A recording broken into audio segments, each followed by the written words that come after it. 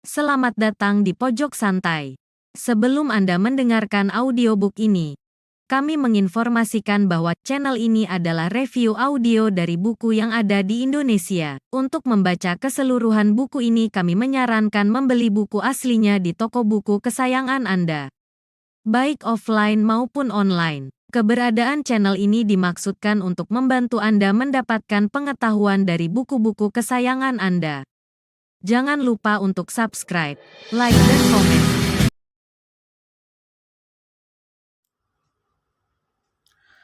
Selamat datang di Pojok Santai, channel khusus yang membahas komik dan novel dengan cara asyik.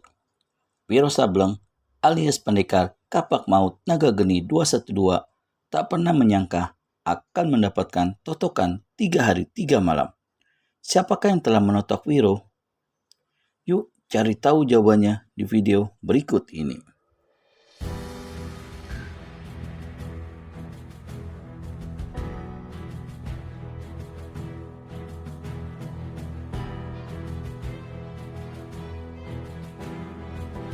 Seorang tua tertawa mengekeh dan manggut-manggutkan kepalanya beberapa kali. Meski selama ini Wiro di dalam hati tiada hentinya memaki serta menggerutui si orang tua, namun begitu totokannya lepas dan menyadari bahwa manusia berambut putih yang duduk di hadapannya itu bukan manusia sembarangan, maka pendekar 212 menjura memberi hormat. Orang tua, dunia ini banyak dengan tokoh-tokoh aneh sakti luar biasa. Aku manusia tolol ini tidak tahu siapa-siapa mereka adanya. Kuharap kau sudah memberitahu siapa kau, orang tua. Si orang tua mengusap rambutnya yang panjang putih beberapa kali. Setelah batuk-batuk jumawa, maka menjawablah dia. Namaku, kau tak usah tahu, orang muda. Sebaliknya, aku banyak tahu tentang dirimu. Terkejutlah Wiro. Ditelitinya paras orang tua itu, lalu sekilas mengerling pada Inani. Si orang tua tertawa mengekeh kembali. Aku berasal dari Bangkalan. Diusapnya lagi rambutnya baru meneruskan. 90 tahun hidup di dunia ini sudah terlalu cukup lama. 90 tahun sudah cukup untuk menyaksikan berbagai hal dalam dunia, menyaksikan kejahatan dan kebaikan, menyaksikan kebaikan yang selalu ditentang oleh kejahatan. Pertentangan antara kebaikan dan kejahatan di jagat ini tak akan pernah habis-habisnya, karena memang begitulah sifatnya alam yang dijadikan Tuhan. Segala sesuatunya mempunyai lawan-lawannya, mempunyai pasangan-pasangannya masing-masing. Karena aku dan kau adalah manusia-manusia dari golongan putih, maka adalah tugas kita untuk membasmi golongan hitam. Membasmi golongan hitam tentu saja bukan hal yang mudah. Aku sendiri sebenarnya telah tertipu dalam hidupku, sehingga tidak bisa berbuat banyak untuk membasmi kejahatan dari muka bumi ini. Kiai Bangkalan memandang jauh ke depan, seperti tengah merenung masa lampaunya.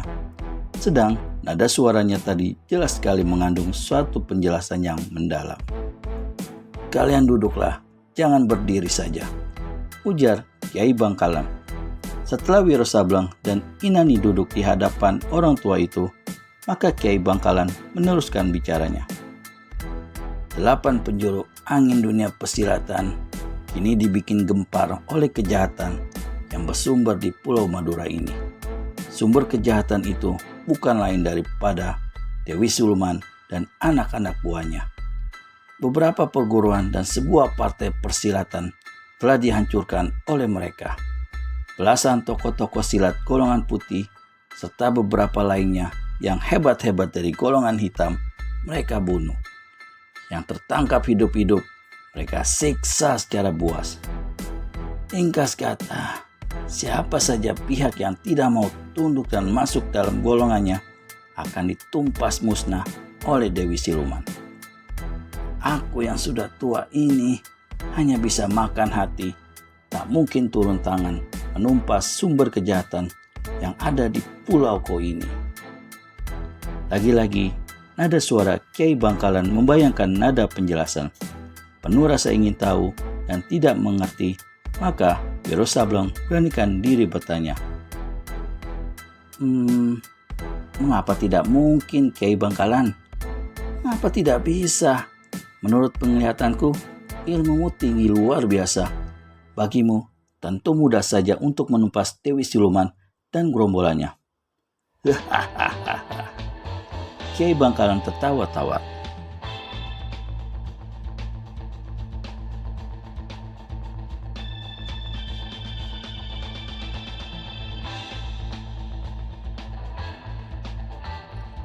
Banyak orang yang menduga sepertimu itu, katanya. Tapi di jagat yang luas ini, ilmu manusia manakah yang benar-benar sempurna, yang benar-benar tinggi? Semakin tinggi ilmu seseorang, semakin harus disadari bahwa di atasnya masih banyak lagi ilmu-ilmu yang tinggi yang tak bakal sanggup dicapainya. Kemampuan dan pikiran manusia mempunyai titik batas. Bila dia mencoba untuk melampaui titik batas itu di luar kemampuannya, dirinya akan rusak, malapetaka akan datang. Dan itu kemudian akan mudah menjadi sarang atau sumbernya kejahatan. Kejahatan muncul di mana-mana akibat manusia berusaha untuk melampaui titik batasnya, melewati garis yang telah ditentukan. Kemudian, bila datang kebaikan, walau bagaimanapun kuatnya, kejahatan akan di satu hari, dia akan kena ditumpas juga. Aku yang sudah tua, menyesalkan hidup badanku yang rongsokan ini, karena di saat mau begini, tidak bisa berbuat banyak menumpas kejahatan. Tapi aku masih bergembira sedikit. Sebelum ajal datang, aku telah bertemu dengan kau, orang muda. Menurut penglihatanku, kau satu-satunya manusia saat ini yang sanggup menumpas kejahatan Dewi Siluman. Ingat, kejahatannya bukan orangnya. Kiai Bangkalan, aku yang muda tolol ini bisa apa? Kata Wiro Sableng pula.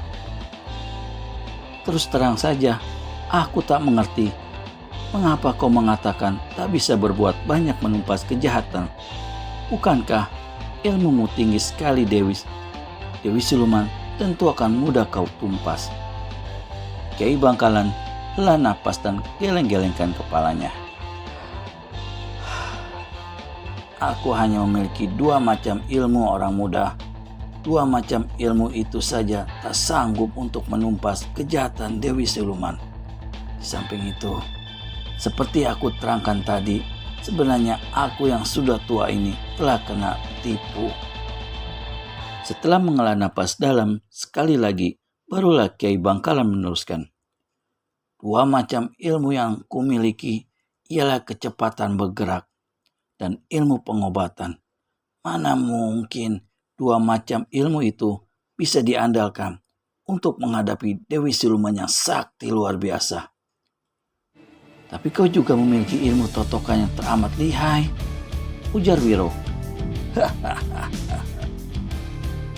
Kiai Bangkalan tertawa. Setiap ilmu totokan dasarnya adalah sama seperti yang dimiliki oleh kau dan Inani. Cuma karena aku memiliki ilmu kecepatan bergerak, maka orang tidak bisa menduga dan tak sempat berkelit ketika aku menotok tubuhnya. Itu telah kau saksikan dan rasakan sendiri. Kalau kau bisa bergerak luar biasa cepatnya, tentu kau bisa menotok Dewi Siluman, kemudian menjatuhkan hukuman yang setimpal terhadapnya. Kata-kata Wiro Sableng pula. Ya, betul. Tapi justru hal itu yang tak bisa aku lakukan, saut Kiai Bangkalan. Kenapa tidak bisa? Aku telah tertipu. Biarlah aku terangkan pada kalian agar jelas. Tubuh tua rongsokan ini tak guna lagi menyimpan segala rahasia hidupnya. Kiai Bangkalan merenung sejenak, baru membuka mulutnya kembali. Sesungguhnya guru dari Dewi Siluman adalah adik seperguruanku sendiri. Namanya Lara Permani. Dari guru, aku menuntut dua macam ilmu yang kusebutkan tadi, yaitu ilmu pengobatan dan ilmu gerakan cepat. Sebaliknya, sebagai murid yang dikasihi oleh guru, Lara Permani diwariskan banyak ilmu yang hebat-hebat.